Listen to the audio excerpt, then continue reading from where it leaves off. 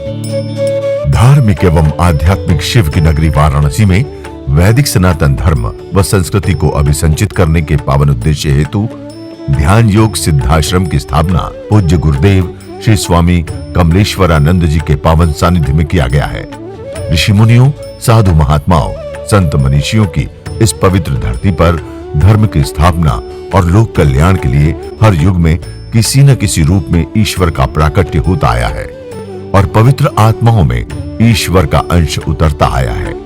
आज के युग में भी पूज्य गुरुदेव श्री स्वामी कमलेश्वरानंद जी अपनी चैतन्य ऊर्जा से संपूर्ण जगत में सत्प्रेम की धारा प्रवाहित कर रहे हैं। पूज्य श्री की चैतन्य चेतना से साक्षात दिव्य सदग्रंथ ब्रह्मवाणी का अवतरण हुआ है, जिससे मानव का कल्याण हो सके। दीक्षा, साधना, ध्यान योग, सिद्धि प्रदाता एवं समस्त मूलभूत समस्याओं का निराकरण उपलब्ध कराने वाले पूज्य गुरुदेव श्री स्वामी कमलेश्वरानंद जी का लक्ष्य है पृथ्वी पर प्रेम की उपासना, आत्म जागरण और समस्त प्राणियों का आनंदमय जीवन। ऐसा जीवन जो शारीरिक, मानसिक, आर्थिक, पारिवारिक हर प्रकार के तनाव व दुखों से पूरी तरह मुक्त हो। इसके लिए पूज्य गुरुदेव श्री स्वामी कमलेश्वरानंद जी विभिन्न प्रकार की दीक्षाएं अनवरत प्रदान करते आ रहे हैं। मैं आप सभी साधकों को हृदय से प्रणाम करती हूँ। ये 3 दिवसीय शिविर जिसका आयोजन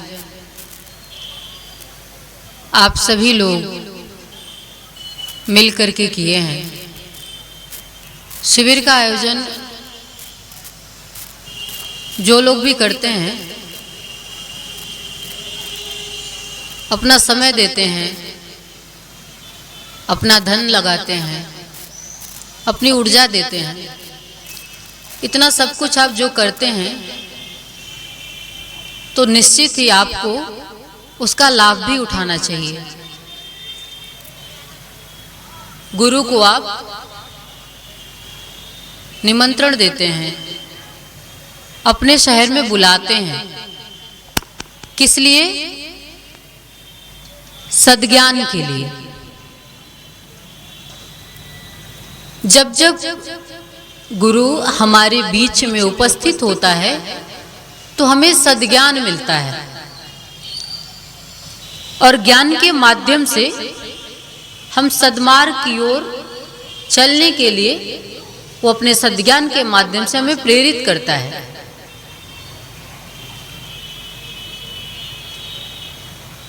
पर ये प्रेरणा आप तब ले पाओगे, उसकी जो चेतना है सद्गुरु की, आप संपूर्णता के साथ उसे तब समझ पाओगे। आपके जीवन में वो उसका सद्ज्ञान तब उतर पाएगा जब आप पहले गुरु को समझ पाओगे। गुरु अति सूक्ष्म है, समझना बहुत मुश्किल भी है, पर समझना बहुत सहज भी है। यदि प्रेम में उतरे समझना हम चाहें तो बहुत ही आसान तरीका है उसे समझने का। और उसे समझ करके जब तक उसे सुनोगे नहीं, समझोगे नहीं, तब तक उसकी चेतना तुम्हारे प्राण में नहीं उतरेगी। गुरु की दिव्य चेतना आपके प्राण में जब तक नहीं उतरेगी, आपके प्राणों में गुरु जब तक स्थापित नहीं होगा, तब तक आपको उसकी चेतना का कोई लाभ नहीं मिलेगा। मैं जो बात कह रही हूं ये बहुत ही सूक्ष्म जगत की बात है। जब सुनेंगे तो शायद थोड़ा समझ पाएंगे और थोड़ा समझेंगे तो प्राणगत स्थितियों में वो उतर पाएंगे। और जब प्राणगत स्थितियों में जाएंगे तो जिस आत्मा और परमात्मा की बात कही जाती है, जो आपके लिए अभी सिर्फ एक शब्द मात्र है, सत्य बिल्कुल भी नहीं है, इसीलिए आप सत्य को इनकार भी कर जाते हो। मुझे वो सत्य उपलब्ध हुआ है, मैं उस ब्रह्म से मिलती हूँ, ये आपके लिए, आप सभी के लिए सत्य भी हो सकता है और मिथ्या भी। आप में से कुछ लोगों को ये स्वीकार भी हो सकता है कि हाँ, मैं उस ब्रह्म से मिलती हूं, पर बहुतायत ऐसे होंगे जो इनकार कर जाएंगे, क्योंकि वो दृष्टि अभी आपको नहीं मिली। आप जब तक नहीं पहुंचोगे तो मैं जो मिलती हूं, जो एहसास करती हूं, उस स्थिति में जब तक नहीं पहुंचोगे, आपके लिए ये मेरी स्थिति सत्य प्रतीत नहीं होगी, क्योंकि वो सत्य इतना सूक्ष्म है कि बिना उस तक पहुंचे उसे समझ पाना बहुत मुश्किल है। और मैं कह रही हूं मुश्किल भी है, और वहीं पे एक पहलू बहुत आसान भी है, जो प्रेम के माध्यम से, सदगुरु के माध्यम से आप उसे सूक्ष्म को समझ करके आनंद में प्रतिष्ठित हो सकते हो। आप हर पल उसका अपने में संपूर्णता के साथ एहसास कर सकते हो। एहसास किस लिए जरूरी है? आनंद के लिए, जिसे आप जीवन समझते हैं। जन्म, जीवन और मृत्यु, सिर्फ यही है ना। जन्म होता है और आप जीवन, जिसे जीवन आप समझते हो, उस जन्म और मृत्यु के बीच की जो कड़ी है उसे ही हम जीवन कहते हैं। और इसी कड़ी में अभी आप सभी जी रहे हो। क्या जीवन सिर्फ यहीं तक सीमित है? जन्म हुआ, आप बड़े हुए, आपके कुछ संस्कार हुए, जैसे कि शिक्षा, दीक्षा, विवाह, ये सब एक संस्कार में है, और अंत में अंत्येष्टि हो जाती है, आपकी मृत्यु हो जाती है। जन्म, जीवन और अंत क्या होगा? मृत्यु हो जाएगी। इसी के बीच में ये जो जीवन मिला है, जन्म आपका जो हुआ है, कुछ आपके, सबसे पहले तो कहूंगी कि प्रभु की कृपा, जिसके वजह से आपको मनुष्य जन्म मिला है, और कुछ आपके कर्म और भाव। जीव तो बहुत है इस जगत में, लेकिन आप ही मनुष्य क्यों?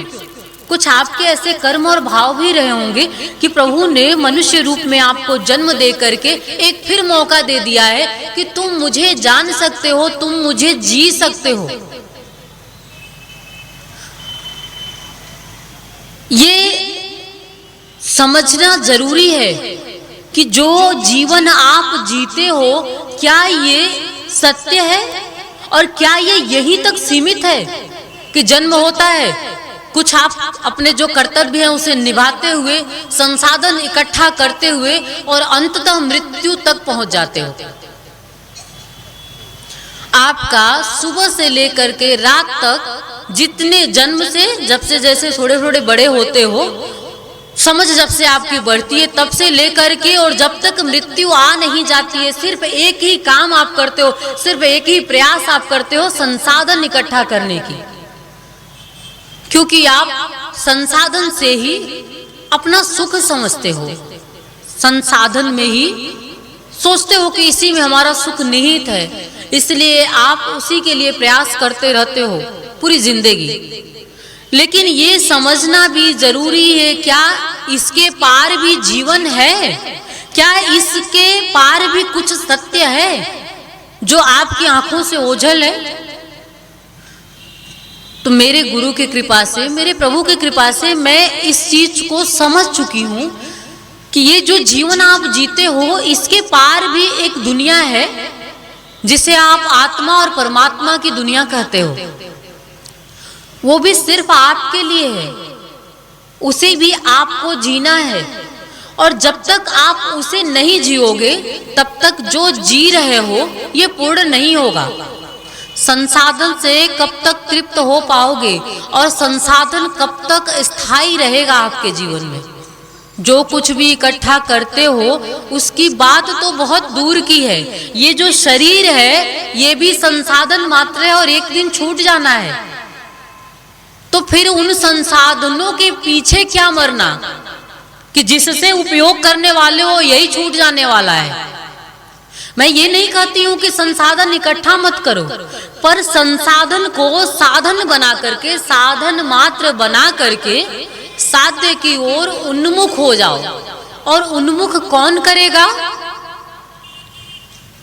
उन्मुख सिर्फ और सिर्फ आपका सदगुरु कर सकता है। ये जो बात मैं बोल रही हूँ आपके लिए बोल रही हूँ, आप लोगों की क्योंकि क्या है कि आप सत्य को समझने के लिए आपको बहुत जगाना पड़ता है, आपको खींचना पड़ता है अपनी ओर। मैं आपको देख रही हूं, आप इनको देख रहे हैं, मैं आपके लिए कह रही हूं, किसी और के लिए नहीं। मैं हर एक व्यक्ति को कह रही हूं कि ये बात मैं आपके लिए कह रही हूं। क्या आपको अपने जीवन में आनंद नहीं चाहिए? क्या आप पूर्ण होना नहीं चाहते हो? क्या आप उस परम सत्ता को नहीं जानना चाहते हो? क्या आप अपने जीवन को धन्य करना नहीं चाहते हो? क्या आप अपने जीवन में प्रतिष्ठा नहीं चाहते हो? सुख, समृद्धि, शांति नहीं चाहते हो? चाहते तो हो, सब कुछ चाहते हो। तो चाहते हो तो कुछ समय के लिए ही, हमेशा तो आप बाहर बाह्य जगत में ही भ्रमण कर रहे हो। कुछ समय के लिए के बाद जितनी बातें हैं, अगर उतर गया, ये मेरी वाणी अगर माध्यम बना लिए, और सच में सत्य, वाणी को माध्यम बना के ही सत्य में उतर सकते हो। संगीत, गीत, नृत्य को माध्यम बना के सत्य में उतर सकते हो। किसी एक को तो माध्यम बना लो। माध्यम तो बनाना पड़ेगा, चाहे मेरी वाणी को बना लो, चाहे इनकी वाणी को बना लो, या किसी की भी वाणी को बना लो, सदग्रंथ को बना लो, सद साहित्य को बना लो, संगीत को बना लो, गीत को, नृत्य, ध्यान, साधना, योग, किसी चीज को बना लो, पर उतर तो जाओ किसी के माध्यम से। मैं आपके लिए कह रही थी, आप किसी और जा रहे थे, इसलिए मुझे ये बात कहनी पड़ रही है। देखिए, सच में अपने जीवन का मूल्य समझिए। सद्गुरु यदि जीवन में मिला है तो सदुपयोग करिए, अपने अंत में उतर जाइए उसे माध्यम बना करके। कुछ लोग देह में उलझ जाते हैं, कुछ वाणी में उलझ जाते हैं। जो भी देखते हैं गुरु को बड़ा बाहर से देख लेते हैं। कुछ आज की जो समाज की स्थिति है उस हिसाब से बता रही हूं, कुछ सद्गुरु में भी बाहर से बाहर देखते हैं और चरित्र में भी उलझ जाते हैं। गुरु ऐसा है, गुरु वैसा है, ऐसा होना चाहिए, आप ये सोचते हो। और मैं गुरु को इतना विराट दिखाती हूँ आपको, मैं कहती हूँ ये धरती गुरु है, आकाश गुरु है, आपका श्वास गुरु है। ये ऐसे बहुत सारे उदाहरण जो जगत में आपको दिखता है, जो कुछ भी दृष्टिगोचर हो रहा है वो गुरु है। इतनी सूक्ष्मता के साथ जब गुरु को देखोगे, तब जो गुरुत्व आपके अंदर विराजमान है उस ऊर्जा को जागृत कर पाओगे। मूलाधार से सहस्रार तक यात्रा है आपकी। आपकी यात्रा सहस्रार तक नहीं हो पाती है, कुछ चरण तक ही उठ पाती है और पुनः वहीं की वहीं पहुंच जाती है, क्योंकि संपूर्णता के साथ आप गुरु का साथ नहीं दे पाते हो।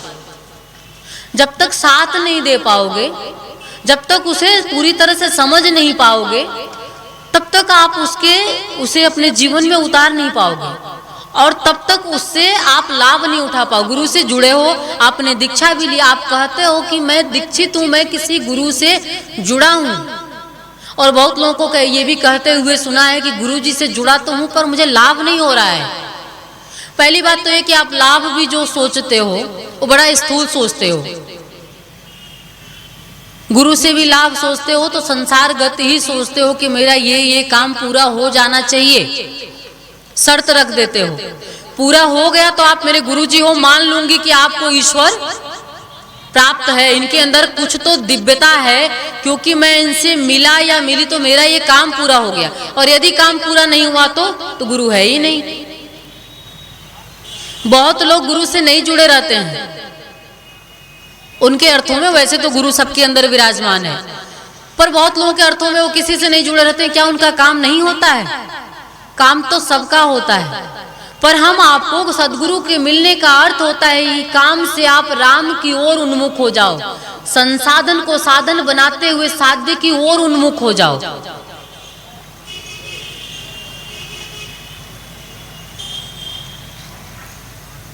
और ये ईश्वर की कृपा है कि वो ऐसे क्षण निर्मित करता है कि आपको अपने ही सदगुरु के माध्यम से, खुद सदगुरु के रूप में वो आपके बीच में आता है, अपने माध्यम से आपको प्रेरणा देता है, आपको प्रेरित करता है अपनी ओर उन्मुख होने के लिए।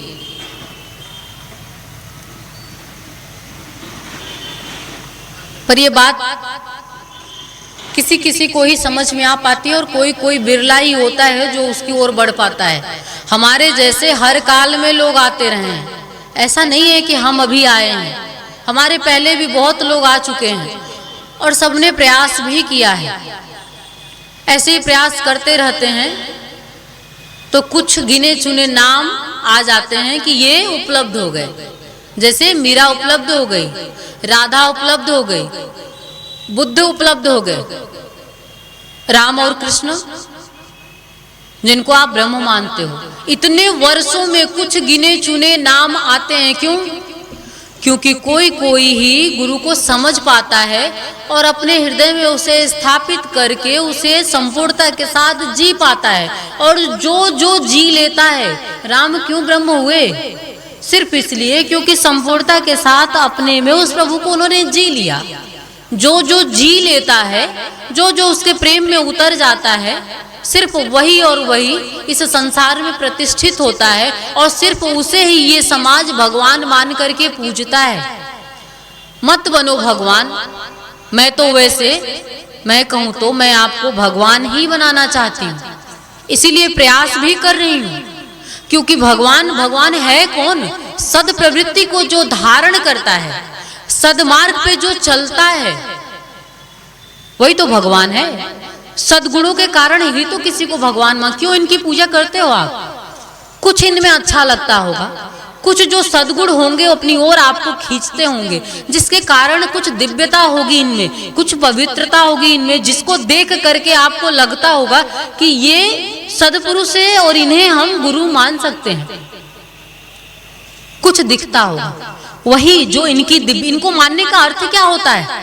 जो इनकी दिव्यता है उसे चुरा लो, जो इनका सद्ज्ञान है उसे धारण कर लो, जो इनका प्रेम है उसे हृदय में उतार लो।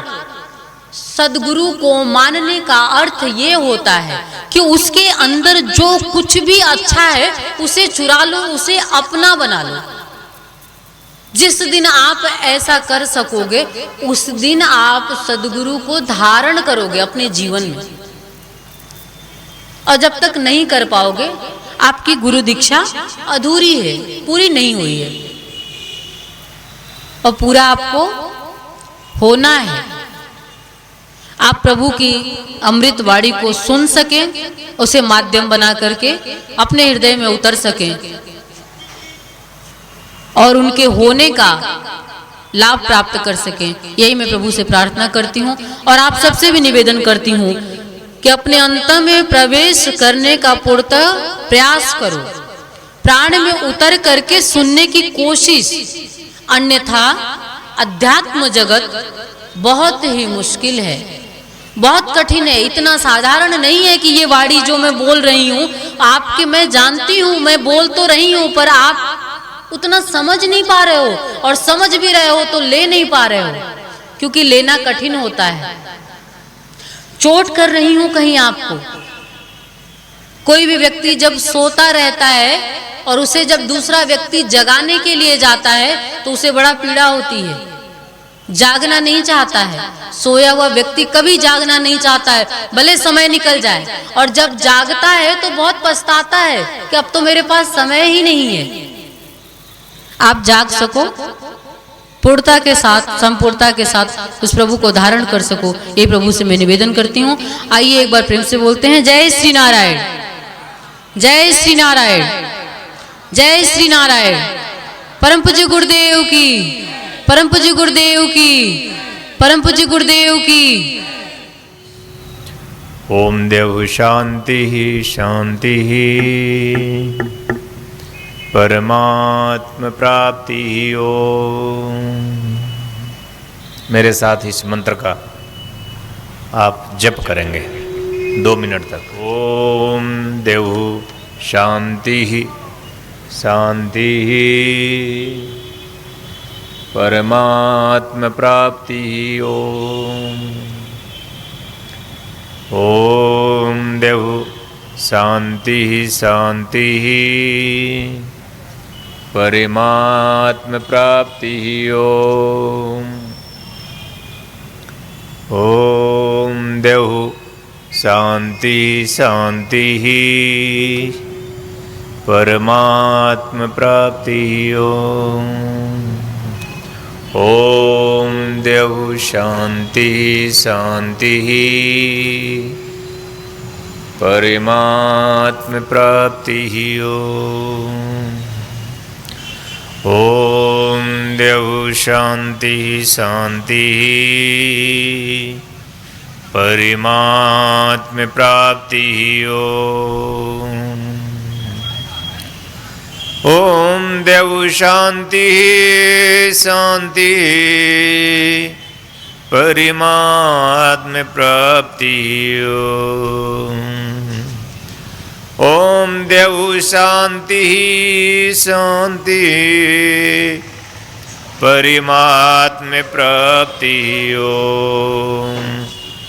ओम देव शांति शांति परमात्म प्राप्ति। ओम देव शांति शांति परमात्म प्राप्ति। ओम देव शांति शांति परमात्म प्राप्ति। ओम देव शांति शांति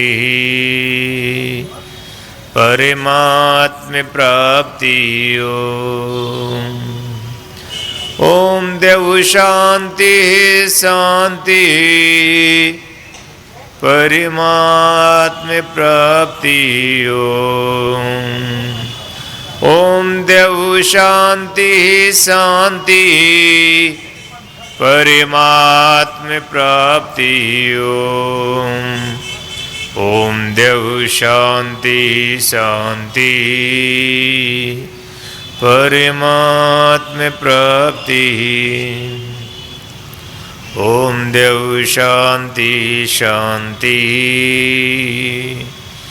परमात्म प्राप्ति।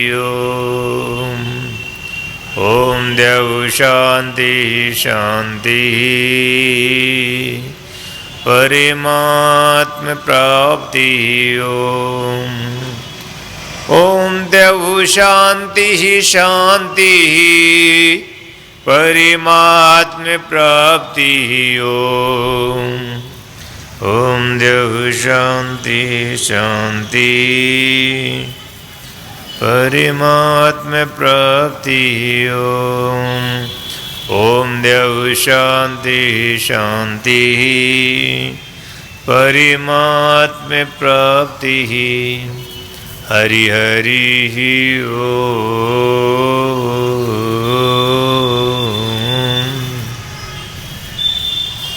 2016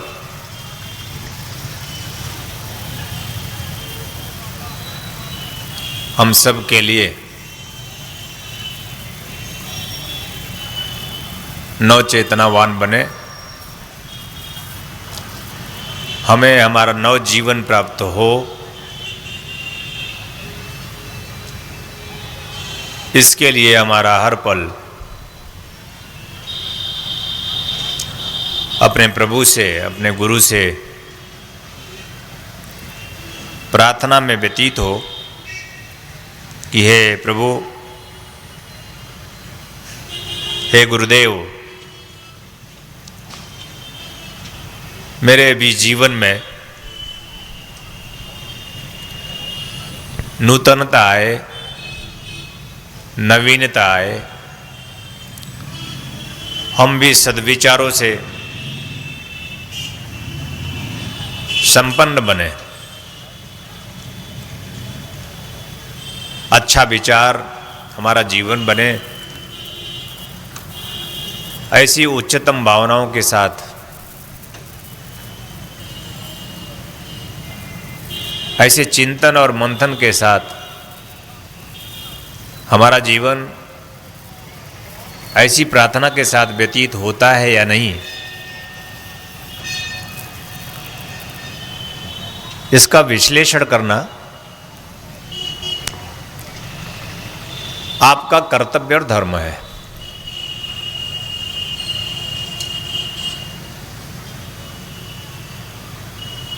अगर आप इसका चिंतन नहीं करेंगे कि यह मानव जीवन आपको जो प्रभु की अहेतुकी कृपा से प्राप्त हुआ है, हम 24 घंटे में एक बार भी क्या यह एहसास कर पाते हैं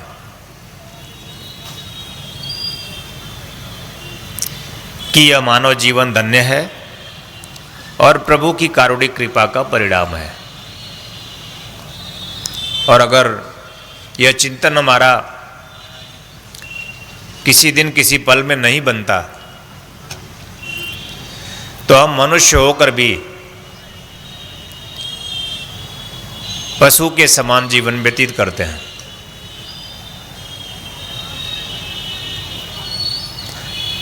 मनुष्य होकर भी पशु के समान तात्पर्य है कि पशु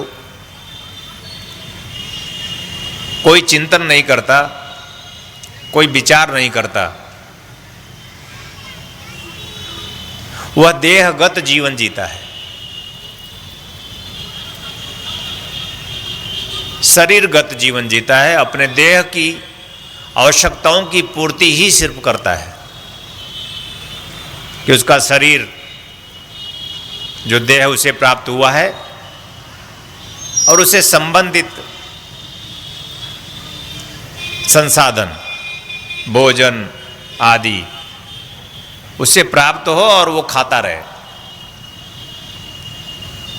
वह भोजन करे, पचाए, मलमूत्र बने, उसे विसर्जित करे और इसी तरह से नित्य दैनिक दिनचर्या एक पशु की, और अंततः ऐसा ही जीवन जीते हुए वह मृत्यु को प्राप्त हो जाता है। उसे पशु कहते हैं जो सिर्फ देह का जीवन जीता है। यह पशु के लिए बहुत दुर्भाग्य की बात नहीं है कि वह देहगत जीवन जीकर समाप्त हो जाता है और कोई चिंतन मंथन उसके जीवन में ऐसा आता नहीं, या वो करता नहीं, या कर सकता नहीं है। यह बहुत बड़ी बात नहीं है, क्योंकि वह पशु है, उसमें ऐसी चेतना नहीं, इतना प्राण नहीं, ऐसा प्राण नहीं कि वह ऐसा चिंतन कर सके।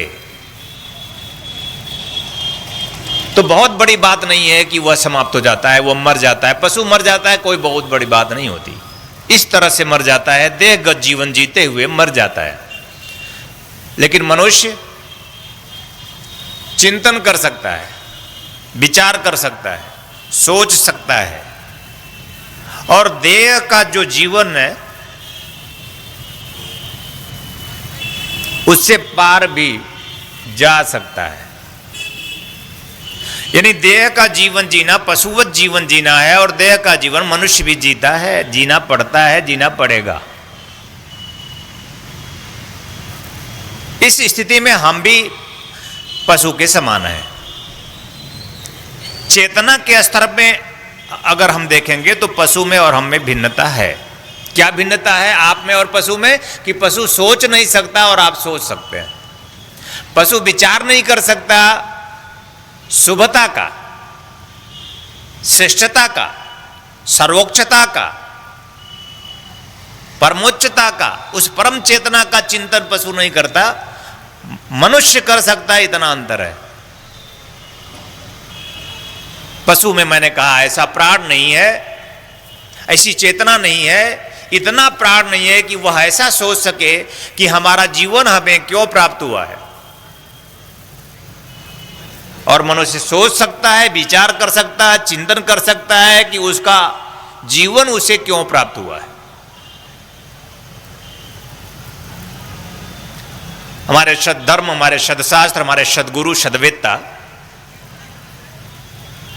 इसी बात पर बल देते हैं कि यह हमारा चिंतन बन जाए।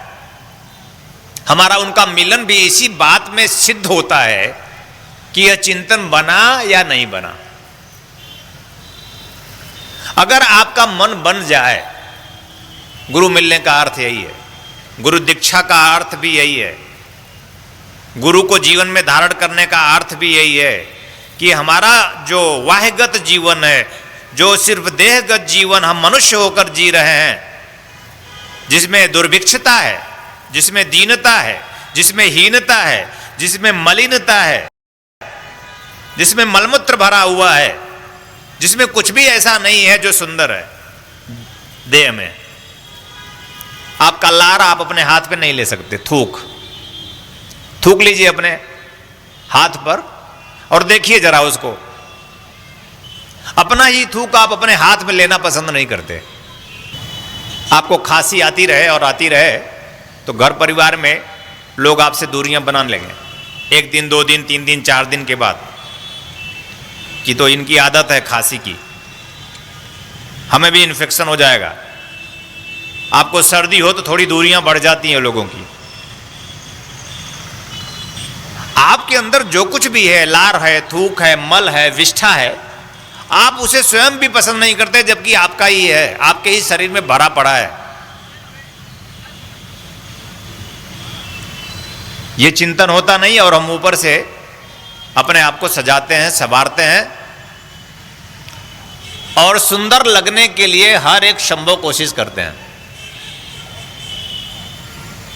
देह को सजाने की हर संभव कोशिश हमारी, वैसे ही जैसे पशु अपने देह को स्वस्थ रखता है, हम भी अपने देह को स्वस्थ और सुंदर रखने का प्रयास करते हैं।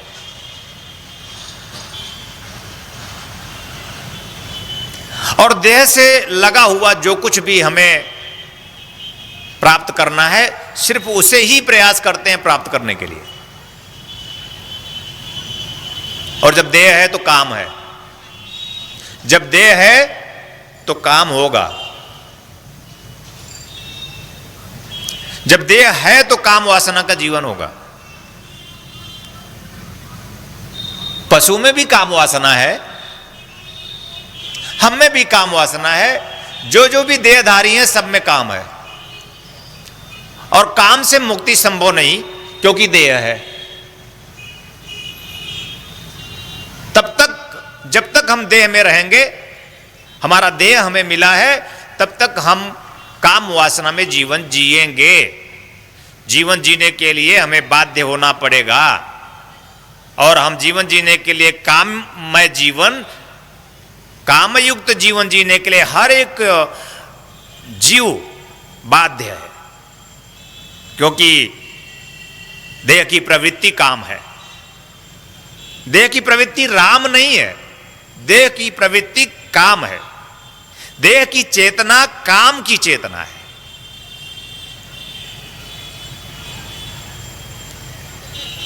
और देह से जुड़े हुए वस्त्र, देह से जुड़े हुए धन, देह से जुड़ी हुई स्त्री, देह से जुड़ा हुआ पुरुष, देह से जुड़ा हुआ पुत्र, देह से जुड़ी हुई पुत्री, और यह समस्त परिवार जगत का। बात समझिए कि सब हमारे देही हैं और सब देह से हमारे संबंध रखते हैं, और सभी की व्युत्पत्ति हमारे देह से, यानी हमारे काम से हुई है। हमारी काम वासना का प्रभाव है यह परिवार। और कामना पूर्ण हो तो, यानी देह है तो सुंदर पुरुष चाहिए, देह है तो सुंदर स्त्री चाहिए ऊपर से।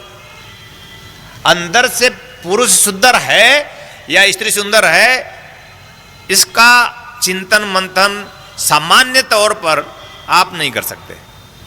आप नहीं जान सकते कि उसके मन में क्या है।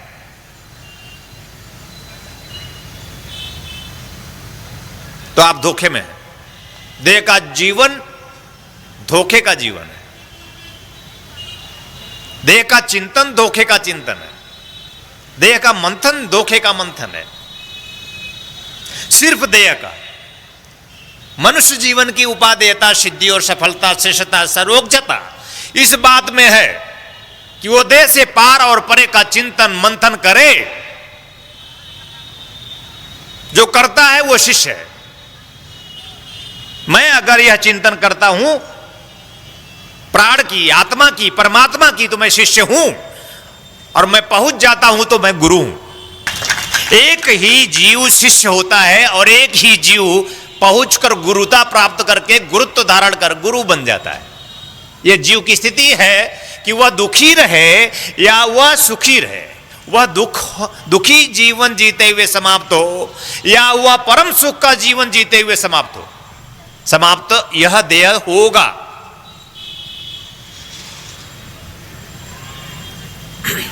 और यह बहुत दुख की बात है कि वर्षों से जुड़े हुए आप लोग सिर्फ देह के ही चिंतन में गतिशील हैं। यह दुर्भाग्य है। दुर्भाग्य क्या है? यही दुर्भाग्य है कि हमारा चिंतन हम में यह नहीं बना कि हमें देहगत जीवन से पार होना है। और जब तक पार नहीं होंगे, काम से मुक्त नहीं होंगे, और काम से मुक्त नहीं होंगे तो क्रोध तो आएगा। आपका कोई काम हो और पूरा ना हो, और कोई आपके बीच में, यानी आपके काम के बीच में खड़ा हो, तो आपको क्रोध पैदा होगा। यानी जीवन देखिए आपका क्या है, देह है, देह से जुड़ा काम है, और वह काम पूरा करने के लिए जब हम प्रयासरत होते हैं और जब पूर्ण नहीं होता तो क्रोध होता है। आपकी कोई इच्छा ले लीजिए, किसी बच्चे की कोई इच्छा हो और माँ कहे कि ना ना ये ठीक नहीं है तेरे लिए, और बच्ची कहने ठीक है मेरे लिए, और माँ खड़ी हो जाए तो बच्ची के लिए माँ बाधक हो जाती है, तो बच्ची में क्रोध उत्पन्न होता है। काम की पूर्ति नहीं होगी तो क्रोध होगा। माता पर क्रोध, पिता पर क्रोध, स्वयं पर क्रोध, परिवार पर क्रोध, स्वयं के साथ भी हिंसा होगी। माता पर हिंसा, पिता पर हिंसा, पुत्र पर हिंसा, पुत्री पर हिंसा, परिवार पर हिंसा, स्वयं को भी काट लेना, स्वयं को भी चीर लेना, स्वयं को ही अपने आप में रक्त रंजित कर देना काम है। क्रोध पैदा हुआ काम से। देह से जुड़े थे, चिंतन मंथन देह से जुड़ा था, और देह काम से जुड़ा, काम से क्रोध पैदा हुआ। और आप मेरे पास आते हैं, कहते हैं गुरुदेव मेरा पति बहुत क्रोध करता है, गुरुदेव मेरी पत्नी बहुत क्रोध करती है, और यह क्रोध कभी समाप्त नहीं हो सकता। जब तक हम देह में हैं, जब तक हमारे चित्त की चेतना सिर्फ देह है, हमारा काम राम नहीं हो सकता। राम राम जपने से राम नहीं होगा। जीवन है तो आप समझिए, समझने की कोशिश कीजिए। जीवन के कुछ पल मिले होते हैं समझने के लिए, शायद समझ में आ जाए तो जीवन समझ में आ जाए तो आनंद है, और नहीं समझ में आ जाए तो दुख है। और दुखपूर्ण जीवन जीना महापाप है। पाप और कुछ नहीं, दुखपूर्ण जीवन जीना पाप है, और आनंदपूर्ण जीवन जीना पुण्य है। दुख देह से जुड़ा हुआ है। देह में कितना दुख होता है, जब जब भी दुख हुआ है तो देह से हुआ है। देह की अपनी आवश्यकताओं की नापूर्ति होने से हुआ है। देहगत चिंतन की आवश्यकता पूर्ति ना हो तो दुख हुआ है। हमारी आवश्यकताएं हमें नहीं प्राप्त होती, पूर्ण नहीं होती तो दुख हुआ है। और प्रत्येक व्यक्ति इस तरह से दुखी है।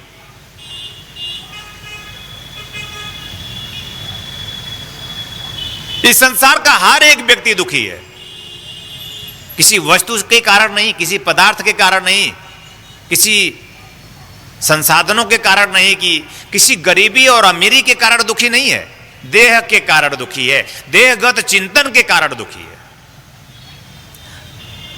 सिर्फ देह के बारे में सोचना और देह की आवश्यकताओं की पूर्ति में ही पूरा जीवन संलग्न रहना, रत रहना, इस तरह से पति में रत हैं, पत्नी में रत हैं, पुत्र में रत हैं, पुत्री में रत हैं, परिवार में पूरी तरह मोहग्रस्त हैं।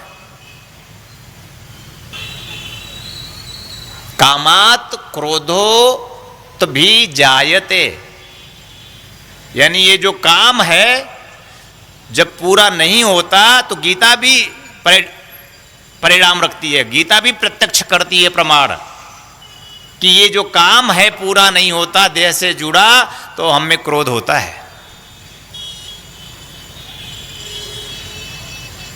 तो क्या मानव जीवन काम जीवन है? मानव जीवन काम का जीवन है? मानव जीवन क्रोध का जीवन है? क्या मानव जीवन लोभ का जीवन है? क्या मानव जीवन मोह का जीवन है?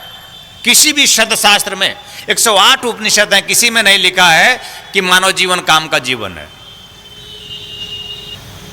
किसी में नहीं कहा कि मनुष्य होकर जीवन प्राप्त किए हो तो सिर्फ देहगत ही स्थितियों में रहकर मर जाना पशुता से भरी निहायत स्थिति है।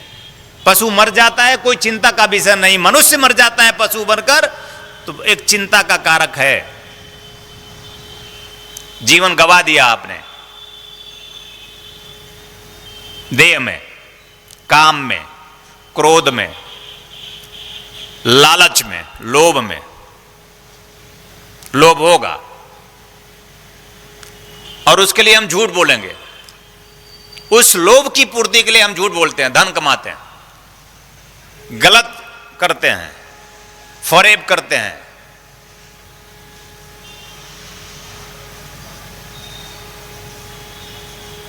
और हम तृष्णाओं में अपना जीवन जीते हैं। आपकी सभी इच्छाएं पूरी हो ये जरूरी नहीं, पूरी होती भी नहीं, होगी भी नहीं, ध्यान रखिएगा।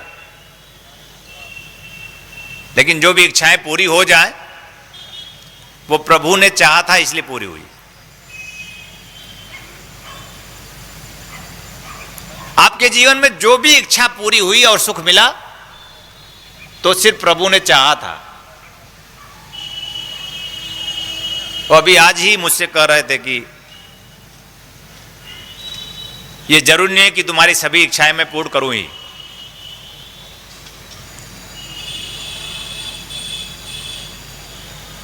इच्छा पूर्ति होती नहीं, इसका अंत हो जाता है। इसलिए कहा जाता है कि इस पर अवरोध करो, निरोध करो, इसका समन करो। तृष्णाओं का, इच्छाओं का, आकांक्षाओं का, महत्वाकांक्षाओं का अपने आप में समन करना, दमन नहीं, दबाना नहीं है, समन करना है। दमन और समन में अंतर है। दमन करोगे तो तुम अपने आप में कुंठित हो जाओगे, दमन करोगे ऊर्जा का तो तुम अपने आप में मानसिक विकारों से ग्रस्त होकर तुम बीमार हो जाओगे, अस्वस्थ हो जाओगे, तुम अपराधी बन जाओगे। ऊर्जा का दमन करोगे तो तुम अपराधी बनोगे। और यह पूरी मानवता ऊर्जा का दमन करती है या ऊर्जा का उत्सर्जन करती है। अपने चिंतन का, अपने विचारों का, अपने भावों का, अपने कर्मों का या तो वो उत्सर्जित करता है या तो दमित करता है। जो उत्सर्जित कर देता है अच्छा कहा जाता है कि अच्छा आदमी है।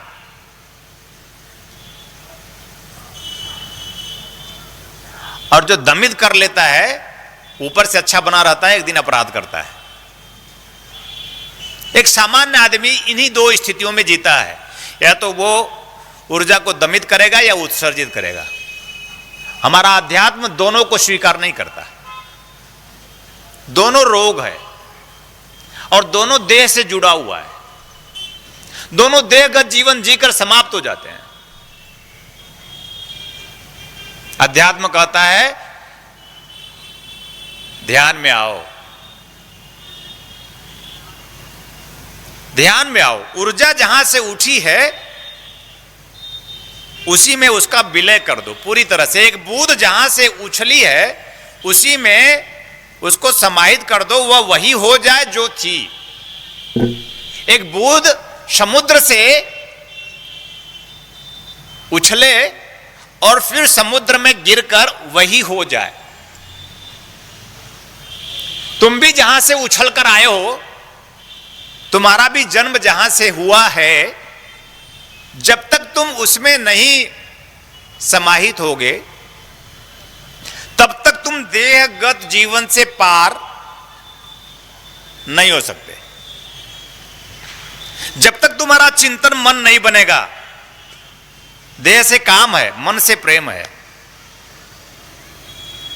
देह से काम है, मन से प्रेम है। मन का स्वभाव प्रेम है, मन की प्रकृति प्रेम है, आप अंतर नहीं कर पाते। और आपका प्रेम देहगत ही है, मनगत नहीं है। जिसे आप प्रेम का नाम दे देते हो वह देहगत ही है। देह की इच्छाओं को आकांक्षा, एक देह के लिए आदमी अपना जान देता है। मैं तुम्हारे बिना अब जिंदा नहीं रह सकती, तुम्हारे बिना अब हम जिंदा नहीं रह सकते, जान दे देंगे। ऐसी बातें सुनने को मिलती है। यह देहगत दृष्टि है। देह समाप्ति की ओर ले जाता है। और मनगत जो स्थितियां प्रेम है, प्रेम जब होता है तो दोनों समाप्त होकर भी समाप्त नहीं होते, नहीं होता है और प्रेम होता है। उपस्थिति नहीं है देह की और प्रेम हो जाता है। सूरज तो फिर भी दिखाई देता है, हम उसे अभिषेक करते हैं, जलाभिषेक करते हैं, उसे जल चढ़ाते हैं। ओम भास्कराय नमः, ओम दिवाकराय नमः, है ना, ओम सूर्याय नमः, घृणिम आदित्याय नमः। आप उसको एक लोटा जल चढ़ा देते हैं, दिखता है तब चढ़ा देते हैं, बिना दिखे चढ़ाना प्रेम है। अभिवादनशील से नित्य वृद्धोपि सेविन चत्वारि तस्य वर्धन्ते आयुर्विद्या यशो बलम। हमारे सदशास्त्र में हमारे ऋषि ने कहा है कि अभिवादन करो उसका। वह कौन है? बोले बुजुर्ग है। नित्य वृद्धोपि सोई सेविना वृद्धोपि। वृद्ध कौन है? बोले जो देह में नहीं है, देह में रहते हुए देह से पार है। यानी हम जवानी में सिर्फ देह सोचे तो बुढ़ा गए तो सिर्फ, जवानी में सिर्फ काम सोचे तो बुढ़ा गए तो सिर्फ राम सोचे कि नहीं। हाथ पैर कांप रहा है, बोले अब राम राम जप लो। जब अपना हाथ खुद काम नहीं देता तो राम क्यों काम देगा? मानव जीवन की व्यवस्था कि जिंदगी भर राम ना ही जपे और अब अंतिम में समय आ गया तो राम जप लो। यह मानव जीवन की अपूर्णता है, एक संकीर्ण सोच है, एक चालाकी है, एक चतुराई है, एक छल है, एक छद्म है। मनुष्य जीवन बहुत, हमारा ऋषि कहता है पहुंचा हुआ कि मन बहुत हरामी है, मन बहुत हरामी है। यह ईमानदार नहीं होता क्योंकि इसकी दृष्टि देह में होती है। जब इसकी दृष्टि देह के पार सोचे, प्राण में, देह मन बीच में है, मन सूक्ष्म है, देह स्थूल है, मन सूक्ष्म है, प्राण अति सूक्ष्म है। इन तीनों में ही रहिए। हम किसी मंदिर में नहीं चलते, हम किसी मस्जिद में नहीं जाते। बड़ी लड़ाइयां हैं मंदिर में, मस्जिद में, गिरजाघर में। ईश्वर और अल्लाह में, राम और रहीम में, कृष्ण और करीम में, इनको लेकर युद्ध है। ईश्वर तो प्रेम था, ईश्वर तो प्राण था, ईश्वर तो आत्मा थी, ईश्वर तो ईश्वर परमात्मा है। ध्यान से सुनना, ईश्वर क्या है? देह नहीं है, यह देह ईश्वर से है। अगर यह दिव्यता धारण करे, मन ऐसा चाहे कि हम प्राणगत हो जाएं, तो यह देह दिव्य बन जाए। जबकि यद्यपि मल मूत्र भरा है, विष्ठा भरा है, लार थूक, कुछ भी इसमें ग्रहणीय नहीं है, अपना ही कुछ अच्छा नहीं लगेगा। ऊपर से प्रभु ने बड़ा सुंदर आवरण बना दिया है और उसी आवरण में तुम अपने आप को भुला दिए हो। मैं आया हूं फिर तुम्हारे द्वार कि तुम याद करो कि तुम वो नहीं मुखौटा, तुम कोई और हो। इसकी खोज धर्म है। तुम कोई और हो, तुम कौन हो, इसकी खोज धर्म है, अगरबत्ती धूप दीप नहीं। यह चिंतन धर्म है, दिया जलाकर बुझा देना नहीं। एक ऐसा दिया है तुम में, तुम मेरे आत्मदीप हो, प्रज्वलित करो। तुम मेरे आत्मदीप हो, प्रज्वलित करो। वो जला ही नहीं कभी तुम्हारा। और दिया जलाने का अर्थ भी सिर्फ इतना ही होता है, हे प्रभु, हे गुरुदेव, मेरा आत्मदीप प्रज्वलित हो। ओम अग्निर्ज्योतिर्ज्योतिरग्नि स्वाहा। आत्मदीप प्रज्वलन हो। दिया जला दिए जैसे बहुत उपकार कर देते हो। दिया जलाने का एक भाव करो, मेरा आत्मदीप प्रज्वलित हो। गुरुदेव, मैं देह से पार होऊं, मन से भी पार हो जाऊं, मैं प्राण में रम जाऊं, प्राण में प्रवेश हो मेरा, क्योंकि प्राण ही है सब। हम तुम्हें सिर्फ एक चिंतन दे रहे हैं। यह चिंतन पूरी मानवता का चिंतन है, ईश्वर का चिंतन है, अल्लाह का चिंतन है, राम का चिंतन है, रहीम का चिंतन है, कृष्ण का चिंतन है, क्राइस्ट का चिंतन है, प्रेम।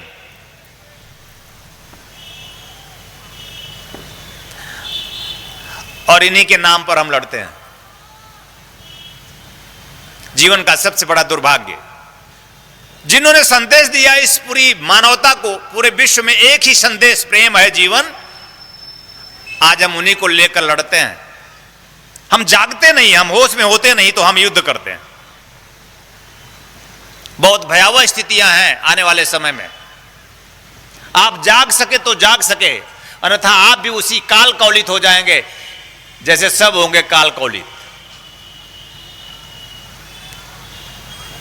आप जगे तो आपकी जिंदगी में सवेरा हो जाएगा कि काल भी आपका कुछ कर नहीं सकेगा। लेकिन अगर आप ना जगे, मनुष्य होकर भी ना जगे, कि आप तन की मन स्थितियों से पार ना हुए, देहगत स्थितियों से पार ना हुए, मनगत स्थितियों से भी पार छलांग लगाकर प्राण में प्रवेश ना किए, तो आप काल कौलित होंगे। आने वाला समय बहुत ही भयावह है, हिंसात्मक है, ज्वलंतता के साथ, यानी हिंसात्मक प्रवृत्ति लिए हुए यह मनुष्य अपने आप में, हर एक मनुष्य लड़ रहा है। हर एक मनुष्य पागल हो चुका है, क्योंकि ऐसा कोई चिंतन करने वाला, कोई ऐसा चिंतन देने वाला, कोई सत्य की तरफ ही उन्मुख करने वाला कोई उसके जीवन में गुरु नहीं है। और अगर है तो भी नहीं किया है। मेरा दुकान चले, मेरा मकान बने, मेरी गाड़ी हो जाए, मेरे काम बन जाए, मेरी नौकरी लग जाए, मेरा प्रमोशन हो जाए, सब देहगत है। गुरुदेव, आप ऐसी दीक्षा दो, ऐसी साधना दो। गुरु इसलिए किया नहीं जाता था, गुरु इसलिए किया जाता था, हे गुरुदेव शांति दो। यह सब कुछ जो प्राप्त है उसमें मैं सुखी हो जाऊं। यह सब कुछ जो है उसमें मैं आनंदित रहूं, और ना भी रहे तो भी मैं आनंदित रहूं। यह दीक्षा का अर्थ है। स्थितियां चाहे जो हो गुरुदेव, हमारे जीवन में परिस्थितियां चाहे जो, लेकिन मैं सुखी रहूं, मेरा मन न खराब हो, मेरा मन पवित्र रहे, पावन रहे, प्रेम में रहे। वह मन नहीं जो प्रेम में नहीं, वह मन नहीं जो दिव्य नहीं, वह मन नहीं जो पवित्र नहीं। और मन की पवित्रता, मन की दिव्यता प्रेम में ही है। प्रेम प्राण से है। प्रेम किससे है? प्राण से। हमारा यह चिंतन कि मैं प्राणगत हो जाऊं। क्यों प्राणगत हो जाऊं? हमारा यह चिंतन क्यों बने कि मैं प्राणगत हो जाऊं? क्योंकि प्राण के बिना हम रोएंगे एक दिन, क्योंकि प्राण ही है कि हम हैं। हम मतलब मैं और तुम। प्राण ना होता तो ना मैं होता ना तुम होते। प्राण ना होता तो ना पति ना पत्नी। प्राण ना होता तो न पुत्र न पुत्री। महत्वपूर्ण प्राण है, पति पत्नी नहीं है। और तुम्हारा चिंतन सिर्फ पति पत्नी होता है, पुत्र पुत्री होता है। और मैं कहता हूं छोड़ो ऐसे चिंतन को। तुम्हारा प्रेम सिर्फ पति पत्नी होता है, पुत्र पुत्री होता है, और तुम रोते हो। मैं कहता हूं छोड़ो ऐसे चिंतन को, प्राण में उतर जाओ, सब स्वस्थ हो जाएंगे, सब सुखी हो जाएंगे। और नहीं होंगे भी तो भी तुम्हारा क्या बिगड़ जाएगा? तुम्हारा बन जाएगा। प्राण में उतरना जरूरी है, इसलिए तुम्हारा जीवन तुम्हें प्राप्त हुआ है। जितनी समग्रता से, संपूर्णता से, जितनी निष्ठा से एकाग्र होकर आप मुझे इस समय विशेष में सुन रहे हो, ऐसा चिंतन अगर आपका मेरी अनुपस्थिति में भी बना रहे किसी पल, तो आप अपने में ही उतरने लगेंगे। और मैं चाहता हूं कि समय विशेष में काल जब आपके समक्ष हो तो आपका स्वरूप महाकाल का हो।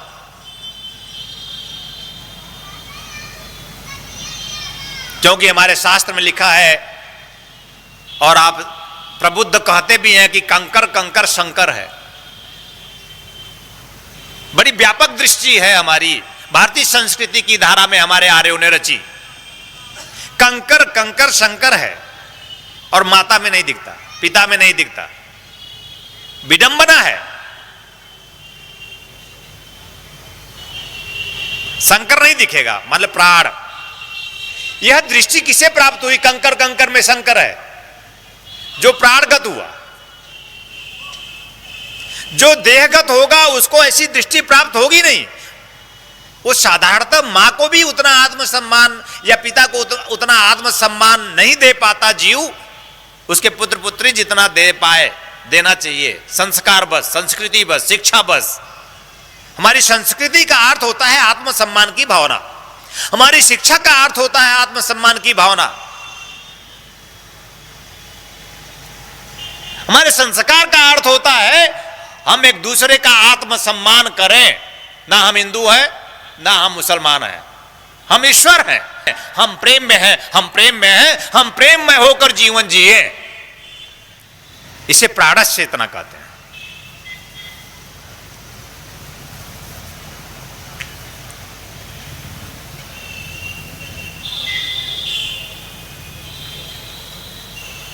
अभिवादनशील से नित्य वृद्धोपि सेवीन। हम अभिवादन करें नित्य उनकी जो वृद्ध हैं। कौन वृद्ध है?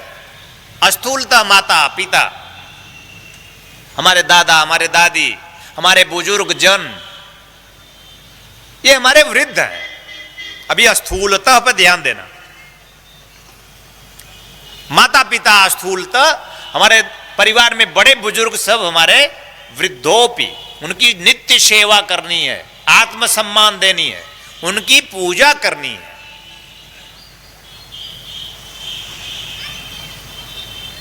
चौदह फरवरी वैलेंटाइन डे, अभी उसे हमारी भारतीय संस्कृति में मातृ पितृ दिवस के रूप में मनाया गया। मातृ पितृ दिवस हमारे सदशास्त्रों में मातृ पितृ चरण कमलोभ्यो नमः, मातृदेवो भव, पितृदेवो भव की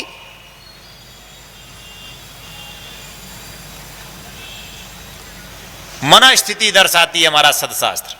मातृदेवो भव कि माता देव है, पिता देव है।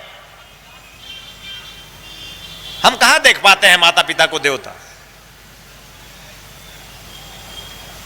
बमुश्किल, शायद वो भी स्वार्थ में। हमारी उनसे प्रीति हो कि संपत्ति मिल जाएगी, इसलिए पूजा है। संपत्ति प्राप्त हो जाए इसलिए पूजा है। तो देह है, और देह है तो पशु है, देह है तो काम है, देह है तो क्रोध है, देह है तो लोभ है, देह है तो मोह है।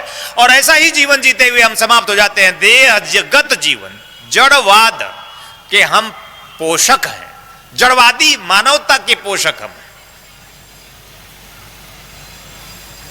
कि नहीं? मेरे होना चाहते हो तो देह से पार सोचो, दुखी हो, सुखी होना चाहते हो तो उस देह से मुक्त होकर एक चिंतन और मंथन बनाओ, प्राणगत स्थितियों में प्रवेश करने की प्रार्थना में उतरो, नित्य ध्यान में आओ, नित्य ध्यान में आओ। ध्यान के माध्यम से जीवन की वह पूर्णता है कि हम प्राण में प्रवेश कर सकते हैं, क्योंकि ध्यान के माध्यम से हमारे हृदय में प्रेम का प्राकट्य होता है। प्रेम प्रेम कहने से, वैसे ही जैसे ईश्वर ईश्वर कहने से ईश्वर का बोध नहीं होता, ब्रह्म ब्रह्म कहने से ब्रह्म का बोध नहीं होता, राम राम कहने से राम प्रकट नहीं होता, एहसास नहीं होता, अनुभूति नहीं होती उस राम का, आपके कहने से वो प्रकट नहीं होगा। करिए, ध्यान में बैठिए, ध्यान के माध्यम से प्रेम का प्राकट्य आपके हृदय में, ते ब्रह्मलोकेषु परांत काले परामिता पर मुचिंद सर्वे, ते ब्रह्मलोकेषु, ब्रह्मलोक कहां है? आपके हृदय में। ब्रह्मलोक कहां है? आपके हृदय में ब्रह्मलोक है। आप कहां ढूंढते हैं? आकाश में या पाताल में? आकाश पे पहुंच नहीं सकते, पाताल में जा नहीं सकते, बीच में लटके हुए हो।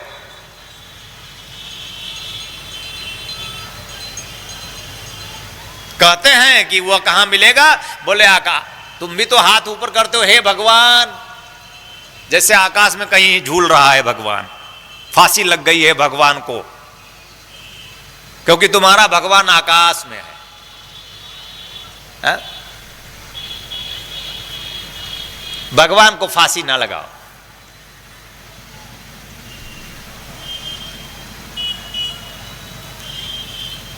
धरती में भी है, जड़ है, न्यूनाधिक रूप में धरती में प्राण है, और धरती का प्राण तुम्हें, तुम्हारे इस शरीर को पुष्ट करने के लिए, सबल करने के लिए कितना अनाज पैदा करता है, कितनी सब्जियां पैदा करता है, कितने प्रकार की सब्जियां, अलग अलग प्रकार के टेस्ट देता है, नहीं देता? ये न्यूनाधिक प्राण धरती में जो समाया है, जिसने धैर्य धारण किया है, जो भी वो कई गुना के रूप में प्राप्त करो। क्या धरती का पूरे देखो, धरती का प्रताप देखो, धरती का धैर्य देखो। मिर्ची बोते हो, एक बीज पड़ता है और 1000 एक पेड़ पैदा होता है, 1000 मिर्ची पैदा कर देता है, लो खाओ, और वो तीखा रहेगा, वो तीखा रहेगा। गाजर बो देते हो, गाजर मीठा हो जाता है। वही धरती, वहीं पे मिर्ची बो दो और वहीं पे गाजर बो दो, मिर्ची तीखी और गाजर मीठा। ये प्राण देखो जरा, इस धरती में भी प्राण है, पर प्राण का चमत्कार देखो, क्या चमत्कार है प्राण का। यही तो चमत्कार मैं तुम्हें देना चाहता हूं कि तुम प्राण में पहुंचो तो चमत्कार होगा। तुम्हारी जिंदगी में कमल विकसित होगा, एक पुष्प विकसित होगा तुम में, जो सुगंध से भर देगा तुम्हें।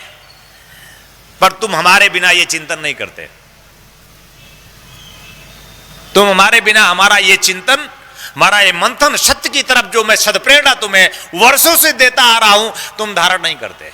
किसी शिष्य ने मुझसे कहा कि गुरुदेव मिलना है, 9:30 बजे मुझे सूचना मिली कि आप मिलने वाले हैं। मैंने कहा ठीक है।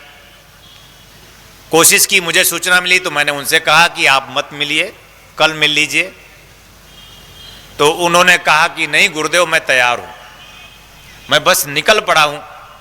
फिर 10:30 बजे तक नहीं उपस्थित हुए तो मैंने फिर कहा कि भाई साहब आप कल मिल लीजिए, अच्छा रहेगा, इत्मीनान से मिलेंगे। तो बोले नहीं गुरुदेव मैं निकल गया हूं। 11 बजे मेरे पास पहुंचते हैं, पहुंचने के पहले फिर मैंने फोन किया, भाई साहब आप मत आइए। 3 बातें ध्यान रखना, कल मिल लेते हैं, नहीं मैं तैयार हूं। फिर मैंने फोन किया तो कहते मैं निकल गया हूं, तीसरी बात, पहुंच गए थे मेरे समीप, मैंने फोन किया मत आइए।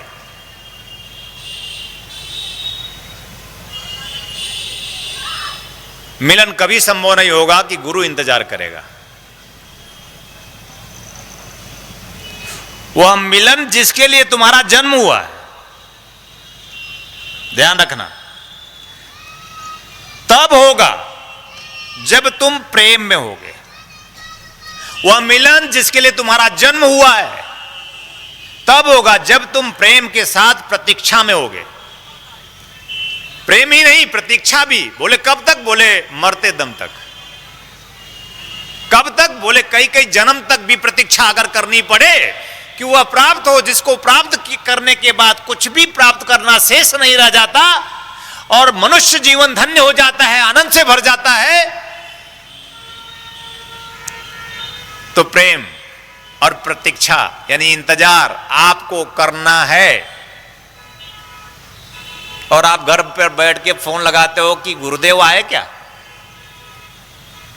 आ गए हो तो मैं चलूं, सवारी भेजूं क्या आपके लिए मैं। यह जड़ सोच है, यह देह सोच है, यह न्यून सोच है, यह निम्न सोच है। यह न धरती है, न आकाश है, न पाताल है, न वायु है, न अग्नि है, कुछ है ही नहीं। यह मरा हुआ सोच है, यह मुर्दे की सोच है। मुर्दा वैसे सोचता नहीं, लेकिन यह मुर्दे की सोच है, कोई जान नहीं है इसमें।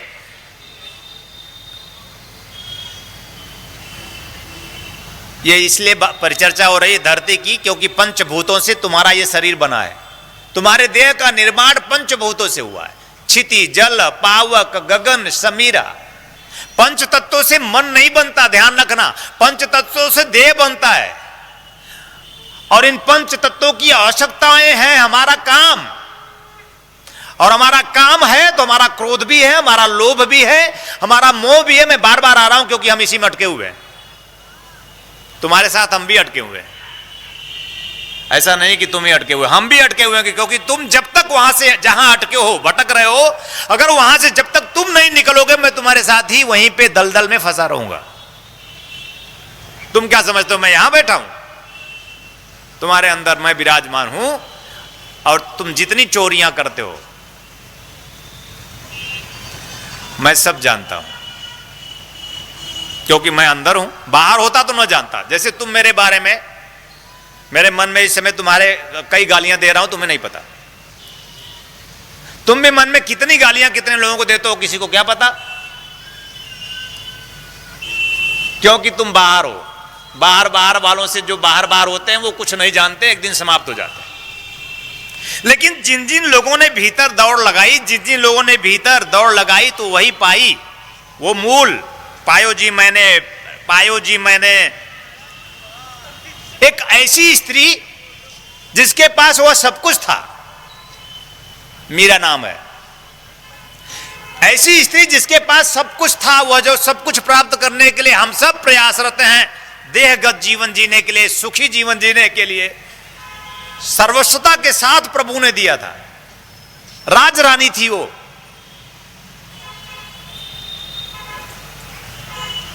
महल से उतर गई। किसको प्रेम किया उसने? प्राण को। किसी देह का प्रेम मीरा का प्रेम नहीं है, और वह प्रेम प्रेम ही नहीं है जो देह का प्रेम है। उसे प्रेम नहीं कहते, उसे काम कहते हैं। मीरा का प्रेम देह का प्रेम नहीं, क्योंकि कृष्ण थे नहीं, कृष्ण थे। एक मूर्ति चिपकाई और प्राणों में उतर गई। महारानी सवर गई और धक्के दे दी, पैरों से उछाल दी, वो पूजी क्योंकि पा ली। यानी कहने का अर्थ है कि जब तक पाओगे नहीं उसे, उस प्रकाश से जब तक तुम मिलोगे नहीं जिससे तुम हो, कभी सोचे नहीं कि किससे हो। यह सोचना धर्म है।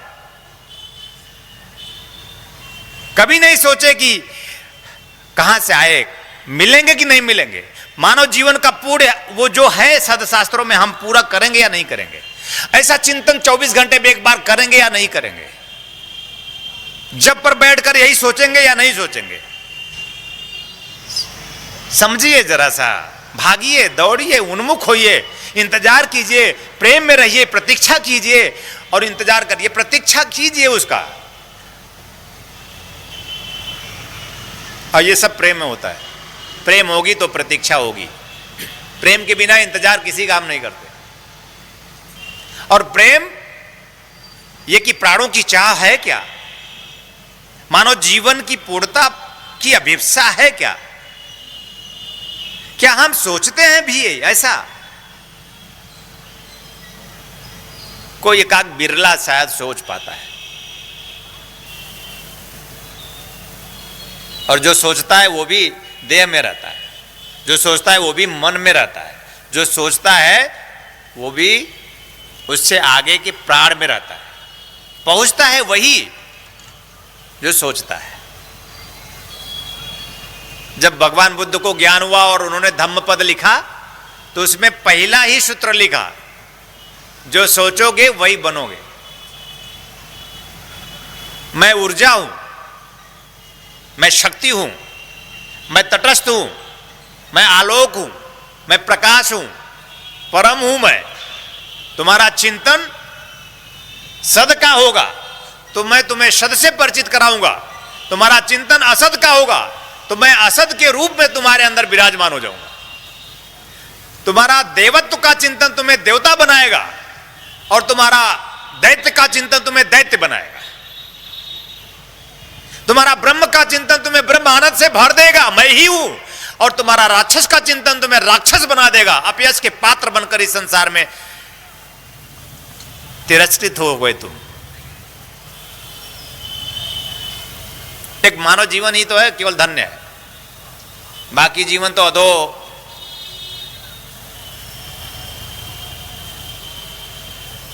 मानव जीवन ही पूर्ण जी, बाकी जीवन अध में है, अघ में है, भोग में है, सिर्फ भोग में।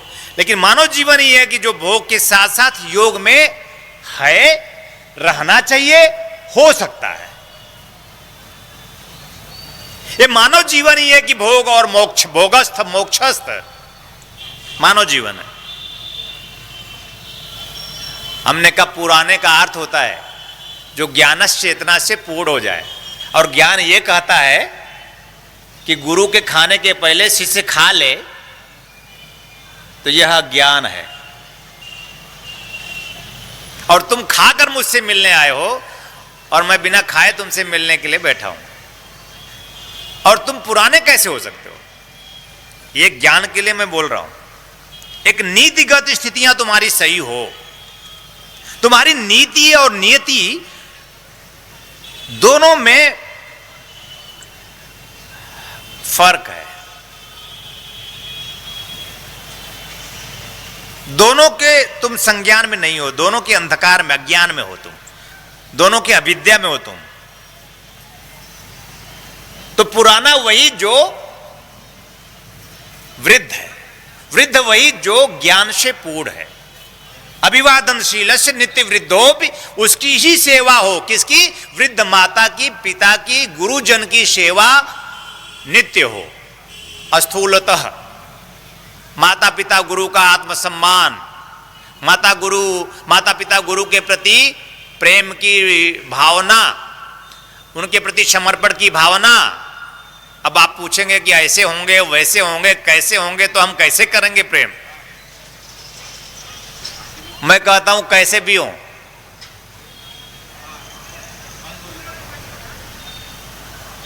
एक मां पढ़ी लिखी नहीं होती लेकिन ममता से भरी रहती है, जो अपने बच्चों को पढ़ाकर डॉक्टर और इंजीनियर बना देती है।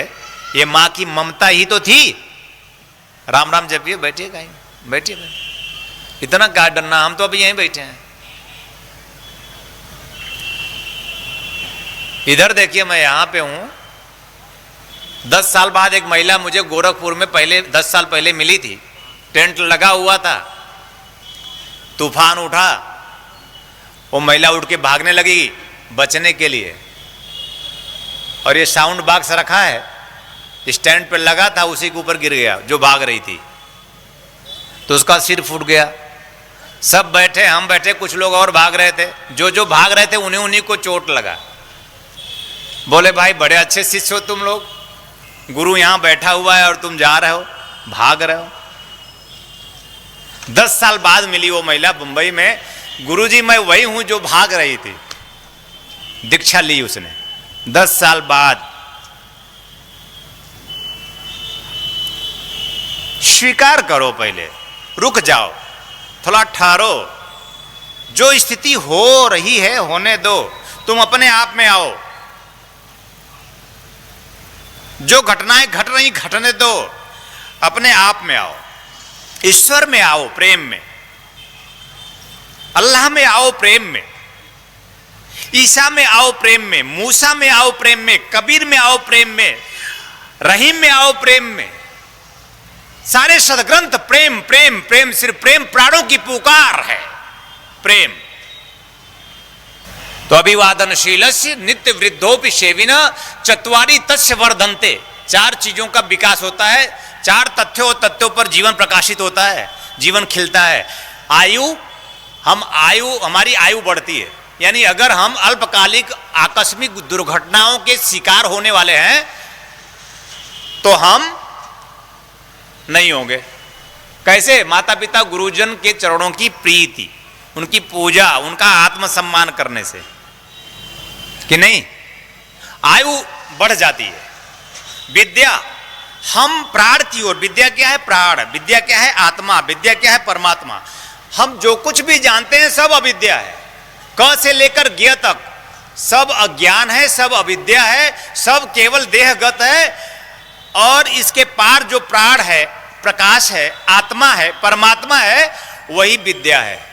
आत्म साक्षात्कार, परमात्मा साक्षात्कार ही विद्या है, उपनिषद कहता है। तो आयु बढ़ जाती है और हम विद्यावान हो जाते, विद्यमान। विद्या अमृत, जो अमृत प्रदान करती है, विद्या अमृत मश्नुते, जो हमें अमृत देती है, जो हमें अमरता देती है, जो हमें श्रेष्ठता देती है, जो हमें सर्वोच्चता देती है, जो हमें शिखर की चेतना देती है, वो विद्या है। और यश, हम यशस्वी बनते हैं अपने आप में, हम यश प्राप्त करते हैं, हम पूजनीय होते हैं, हम माननीय होते हैं, हम सम्माननीय होते हैं, हमें कीर्ति प्राप्त होती है। बलम, हम शक्तिशाली होते हैं। आप लोग कुछ अलग अलग सोच तो नहीं रहे हैं? कहीं मन लग तो नहीं रहा है आपका दूसरी जगह? मत घबराइए, एक चीज ध्रुव सत्य है, जन्म, जीवन और मृत्यु, यह केवल देह की होती है, आपकी और मेरी नहीं। तो इसलिए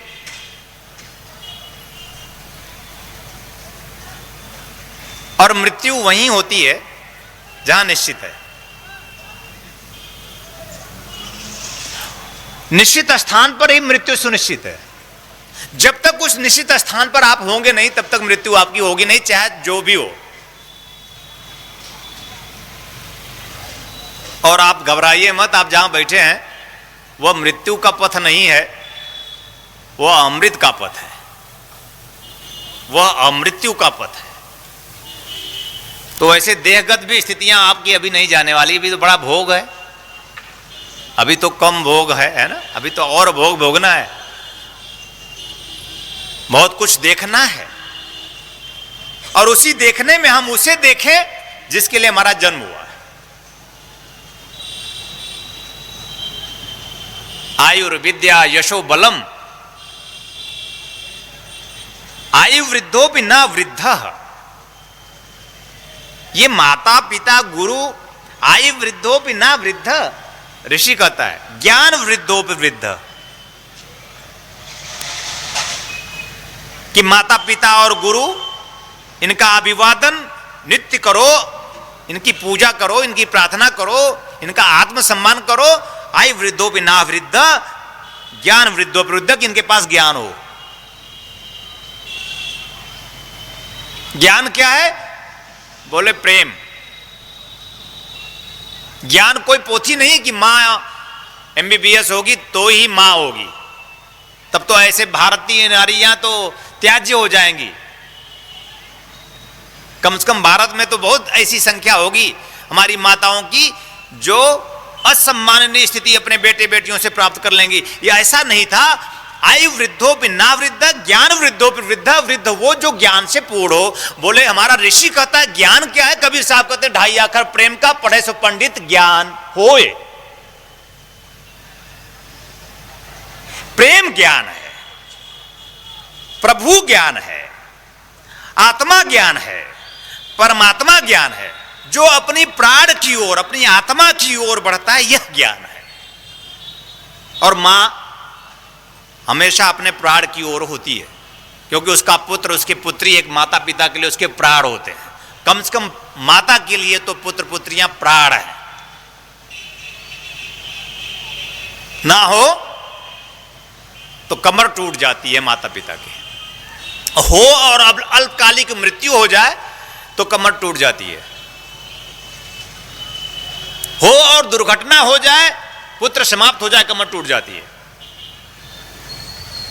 तो आयु वृद्धोपि ना वृद्ध, ज्ञान वृद्धोप, यानी जो ज्ञान में, जो ध्यान में, जो प्रेम में, जो प्राण में, जो प्रभु में अहरनिश इस प्रार्थना के साथ गतिशील है, हे गुरुदेव, हे प्रभु, मुझे देह से पार, मन से पार, प्राण में प्रवेश कराओ। प्राण स्वरूप हो आप मेरे, प्रभु हो आप मेरे, प्रेम हो आप मेरे, परमात्मा हो आप मेरे। ऐसी चेतना। कभी मम्मी को प्राण कहा क्या कि तुम मेरी प्राण हो मां? ना। कैसे कहेंगे? और कोई एक मिलता है राहगीर, तो उसको तुम उसके आकर्षण में बंधते हो और कह देते हो कि तुम मेरी प्राण हो, वह मैं तुम्हारे बिना जिंदा नहीं रह सकता। ये देह की स्थिति देखिए। जिसने देह बनाया, जिसने देह को जन्म दिया, जिसने देह में जान दिया, उसको मां कहते हैं।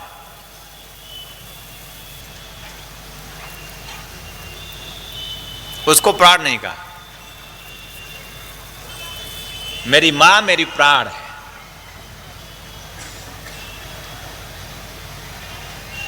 मतलब ऐसे भाव हो हमारे, हम सबके, मेरा बाप मेरा प्राण है, क्योंकि इन दोनों के संयोजन से, सम्मिलन से हमारा कहीं जन्म हो गया है। और फिर हमारा गुरु हमारा प्राण है, क्योंकि अब हमें इन दोनों स्थितियों से ऊपर उठाने वाला, प्राण में ले जाने वाला, उस प्रकाश से मुलाकात कराने वाला, उस आत्म प्रकाश से भर देने वाला, जीवन को धन्य कर देने वाला, मानव जीवन को प्रभु की अद्वितीय कृपा को पूर्ण कर देने वाला कोई सदगुरु सद्वेत्ता मिला है, जो मुझे अज्ञान तिमिरांधस्य ज्ञानांजन, अज्ञान रूपी अंधकार से मुझे छांट रहा है, ज्ञान रूपी प्रकाश की ओर बढ़ा रहा है। ऐसा गुरु प्राण है मेरा। क्या हमारा चिंतन ये 3 चरणों में, स्थूलता और फिर देह में, फिर मन में और फिर प्राण में, यहां पे सूक्ष्मता उतरते चले जाएं और मानव जीवन को धन्य करने की सोचें।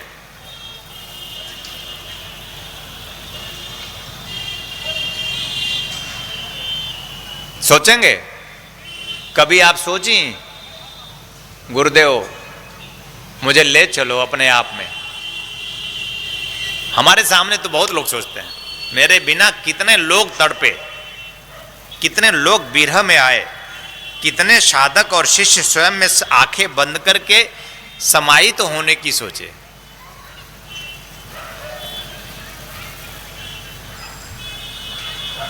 मिथ्या है सब, है नहीं है ऐसा लगता है। हमारी दृष्टि इतनी ओछी है, इतनी स्थूल है कि है ही नहीं जो वही दिखाई देता है, और जो है वो हमें दिखाई नहीं देता क्योंकि हम देही हैं। मिथ्या है यह जगत, ऋषि कहता है, और यह जगत ही हमें सत्य प्रतीत होता है।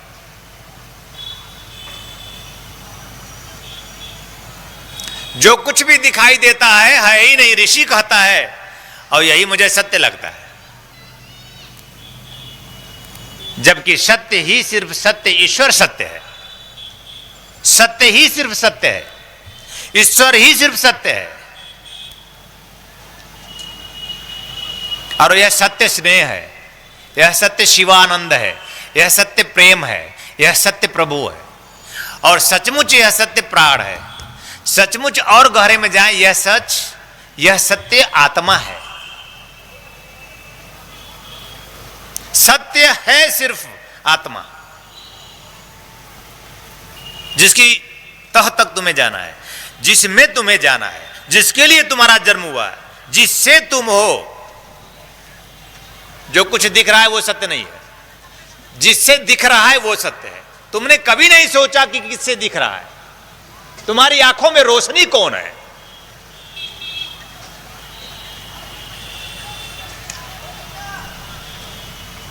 तुम्हारी आंखों में रोशनी कौन है? तुम्हारे प्राणों की पुकार कौन है?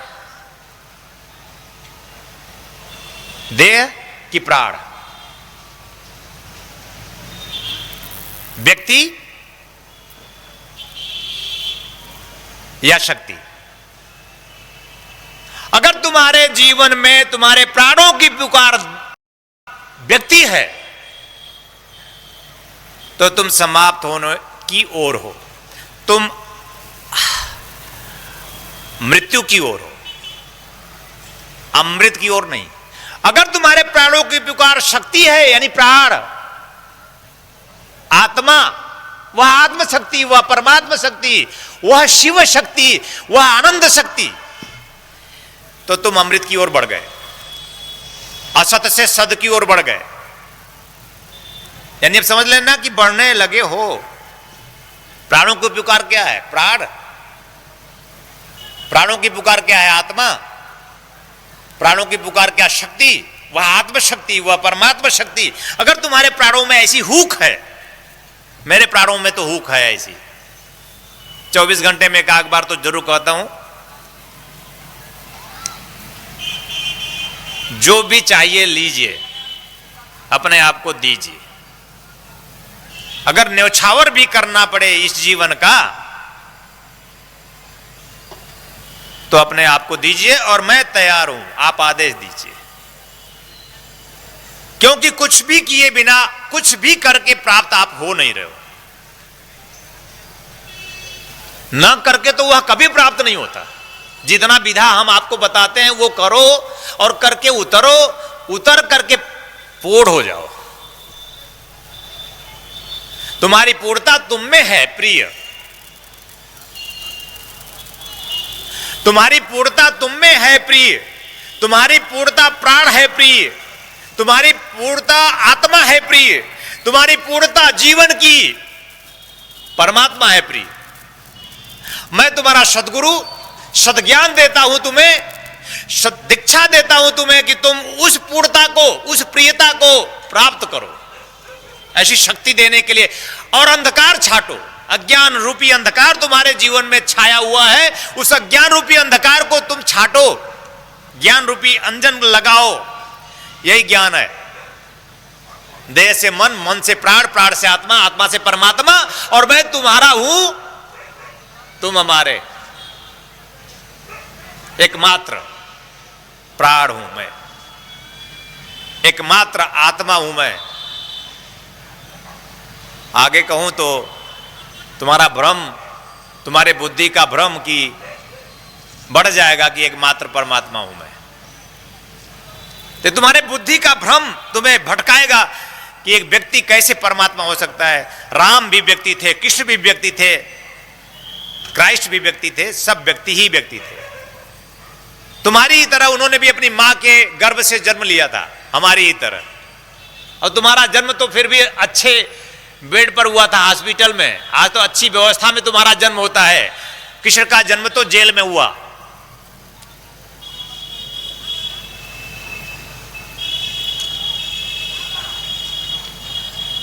और कहते हैं कि पैदा होते ही जेल उनकी बेड़ियां कट गई। पैदा हुआ और बेड़ियां कट गई माता पिता के। बड़ा दुर्भाग्य का क्षण है हमारी जिंदगी का कि हम पैदा भी हुए, माता पिता ने सजाया संवारा और बड़े भी हुए, और बड़े होकर अब बूढ़े होने की ओर हैं, और अभी तक बेड़ियां माता पिता की तो छोड़ो हमारी ही नहीं कटी। हम बेड़ियों में हैं जकड़े हुए। बेड़ियां क्या है प्रभु? बोले काम, क्रोध, लोभ, मोह, मद, मत्सर, ईर्ष्या, द्वेष, झूठ, पाखंड, छल, छद्म, ऐसे 36 संचारी भाव बेड़ियां हैं। इन बेड़ियों से मुक्त हो रहा है, यानी उस आत्म प्रकाश से आलोकित हो गए। वो पुत्र पैदा हुआ, माता पिता धन्य हो गए। ऐसा नहीं कि वो जंजीर लगाता वो टूट गया बिखर गया, ये सब कहानियां हैं। उस आलोक में से आलोकित होकर माता पिता धन्य हो गए, बेड़ियां कट गई। यानी जितने भी संदेह थे जीवन के वो सब समाप्त हो गए। तो बोले फिर वो सिकड़े से निकले कैसे?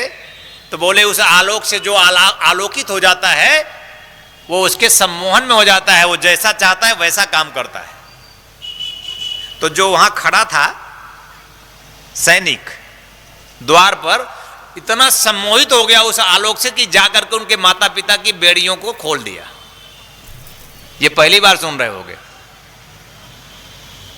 उस आलोक को देखकर तुम सम्मोहित हो जाओगे, उस आलोक से तुम आलोकित होकर धन्य हो जाओगे, अपने आप में हो जाओगे। तुम भूल जाओगे कि मैं देव हूं, तुम भूल जाओगे कि मैं रामलाल हूं, कि मैं श्यामलाल, कि मैं सैनिक हूं, कि मैं राजा हूं। न तुम राजा रहते हो वहां पहुंचकर, न रंक रहते हो, न तुम अमीर रहते हो वहां पहुंचकर, न गरीब रहते हो। तुम हो जाते हो, तुम वही हो जाते हो जिससे तुम होते हो। लाली मेरे लाल की जित देखूं तित लाल, लाली देखन मैं गई, मैं भी हो गई लाल। उसी लाल से मैं लाल हूं। वह लाल ब्रह्म है। अयम ब्रह्मास्मि द्वितीयो नास्त, ब्रह्म सत्य जगत मिथ्या। यह जगत मिथ्या है नहीं। इसमें तुम सिर्फ उलझ कर अपने जीवन को समाप्त ना कर देना, इसको संसाधन बना लेना, इसको साधन बना लेना, और इस साधन को बना करके उस शब्द तक पहुंचने की कोशिश करना, ऐसा संज्ञान रखना। और तुमने धन को ही सत्य मान लिया।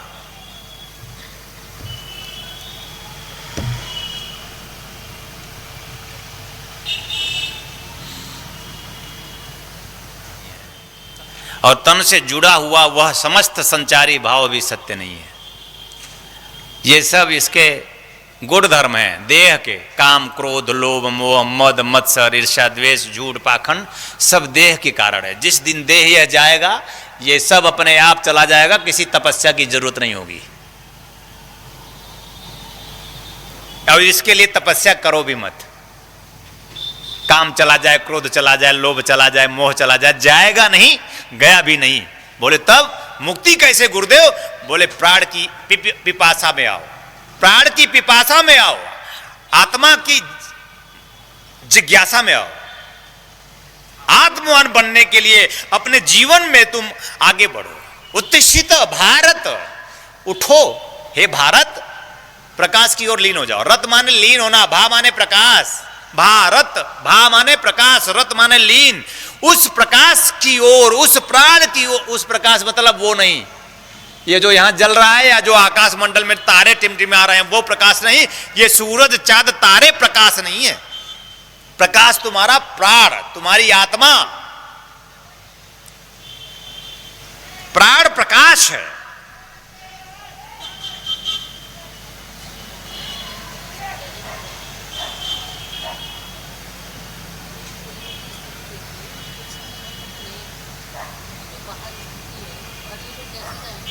नम्रता जी कह रही हैं कि ये लोग जो बैठे हुए हैं, ये लोग घर कैसे जाएंगे? ये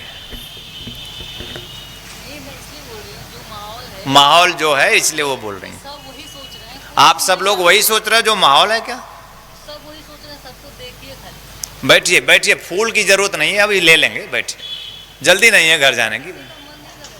कह रहे हैं कि किसी का मन नहीं लग रहा, सही है? हाथ उठाइए, कितने लोग इनके समर्थन में, किसी का मन नहीं लग रहा है, हाथ उठाइए। लो भाई, अच्छा कोई हाथ कह रहे हैं कोई हाथ नहीं उठाएगा। अगर सत्य है तो छल मत करो। अगर आपका मन नहीं लग रहा है, डर लग रहा है, तो हाथ उठाइए। तब भी नहीं उठा रहे हैं, और सत्य के साथ कहाँ खड़ा होता है? कोई बात नहीं, ये परिचर्चा है हम लोगों की। मेरे ख्याल से मैं ऐसे अवसर खोज रहा हूं कि परिस्थितियां विषम हो और हम गुरु शिष्य फंस जाएं उसी में, परीक्षा दोनों की हो। परीक्षा हम दोनों दें। हम प्राण पिपासु हैं, हम भी, हम आत्म पिपासु हैं, हम भी, तुम भी पिपासु हो, हम भी पिपासु हैं। हमारा मार्ग सद का है, सत्य का है, शिव का है, आनंद का है। बंदौ गुरुपद कंज, बोलिए, बंदौ गुरुपद कंज, बोलिए। कृपा सिंधु नर रूप हरि, बंदौ गुरुपद कंज, कृपा सिंधु नर रूप हरि। महामोहतम पुंज, जासु बचन रवि कर निकर। आज मैंने जो आपको कहा, जितनी बात कही, इसी का सार था। अभी मैं इसे पूर्णता देता, लेकिन तब तक आप सब ने चाहा और मैंने बंद कर दिया। गुरु महाराज के चरण कमलों का पूजन हमारा जीवन बने, और हमारे जीवन का जो अंतम है, अंधकार है, अज्ञान है, अविद्या है, वह गुरु रूपी सूर्य से, गुरु रूपी प्रकाश से, उसके आलोक से आलोकित होकर यह अज्ञान या अविद्या, अंधकार दूर हो जाए। जैसे सूर्य के निकलने से गहनतम अंधकार भी छट जाता है, कोहरा छट जाता है, वैसे गुरु रूपी सूरज के निकलने से तुम्हारे जीवन में, तुम्हारे जीवन का जो अंधकार है, जो अज्ञान है, जो अबोधावस्था है, जो जड़ता है तुम्हारी, जो देहगत जीवन है तुम्हारा, वह प्रेम में, वह प्राण में, वह आत्मा की ओर बढ़ जाता है। ऐसा हो सके, मैं तुम सबको आशीर्वाद देता हूं, कल्याण कामना करता हूं कि निर्भीक निर्भयवान बनो, भय मुक्त जीवन जियो। मेरे शिष्य हो, मेरे हो, तो देह के साथ साथ, देह की पूर्ति के साथ साथ मन जो दिव्य पावन निर्मल निश्चल है, उसे दिव्य पावन निर्मल निश्चल बनाए। गंगा की तरह ही पवित्र है, गंगा भी गंदी हो गई है। गुरु मंत्र दीक्षा के माध्यम से उस मन रूपी गंगा को भी पवित्र करें, और प्राण में प्रवेश करने की प्रार्थना प्रभु से करें कि हे प्रभु, मैं प्राणों में उतरूं। ऐसा ही आशीर्वाद दीजिए कि मैं उस भी आलोक से आलोकित हो जाऊं जिसके लिए मानव जीवन मुझे प्राप्त हुआ है। मेरा जीवन धन्य हो प्रभु। गुरुदेव, आप मुझे ऐसी ही दीक्षा दें, चेतना दें, कारुणिक कृपा हम पर करें कि हमारा जीवन भी धन्य धन्य हो, कृतार्थ हो, पुण्यवान हो, प्रतापवान हो, ऐश्वर्यवान, कीर्तिवान हो। ऐसा हो सके कि मैं आपका हूँ, आपका होकर अपना जीवन पूर्णता के साथ जी सकूं। ऐसा ही हे गुरुदेव, आप आशीर्वाद दीजिए। तत्वचिंतक पूज्य गुरुदेव श्री स्वामी कमलेश्वरानंद जी का संकल्प है एक ऐसे समाज का निर्माण करना जिसमें हम सभी स्वावलंबी हों, आत्मनिर्भर हों। ध्यान योग जन जागृति सेवा संस्थान द्वारा संचालित ब्रह्मानंद बाल विकास केंद्र में उपेक्षित और अनाथ बच्चों को संस्कृति संस्कार से पूर्ण शिक्षा दीक्षा प्रदान कर उनका सर्वांगीण समुज्ज्वल विकास किया जाएगा। हमें अवसर मिला है इन बच्चों के लिए कुछ करने का, तो आइए हम सभी पूज्य श्री गुरुदेव के संकल्प को पूरा करने में अपना भरपूर सहयोग कर पुण्य के भागीदार बने। साथ ही गौ सेवा हेतु गौ आश्रम, अनाथ बच्चों हेतु अनाथाश्रम, असहाय बुजुर्गों हेतु वृद्धाश्रम और निर्माणाधीन ध्यान योग सिद्धाश्रम एवं संस्थान के अन्य विभिन्न प्रकल्पों में आप श्री भी अपना सेवा सहयोग प्रदान कर संस्थान का सदस्य बन मानवता को धन्य करें। संस्थापक सदस्य 9 लाख या अधिक, सह संस्थापक सदस्य 6 लाख या अधिक, संरक्षक सदस्य 3 लाख या अधिक, आजीवन सदस्य 2 लाख या अधिक, सम्मानित सदस्य 1 लाख या अधिक, विशिष्ट सदस्य 51,000, सामान्य सदस्य 21,000। सहयोग के लिए आप श्री संस्थान के बैंक अकाउंट में सहयोग राशि जमा करा सकते हैं। बैंक ऑफ इंडिया ध्यान योग जन Jagriti Seva Sansthan, account number 014320110002228, IFSC BKID 0000143, branch Badlapur east, Thane Maharashtra 421503। आप श्री का अनुदान आयकर धारा 80G के अंतर्गत कर मुक्त होगा।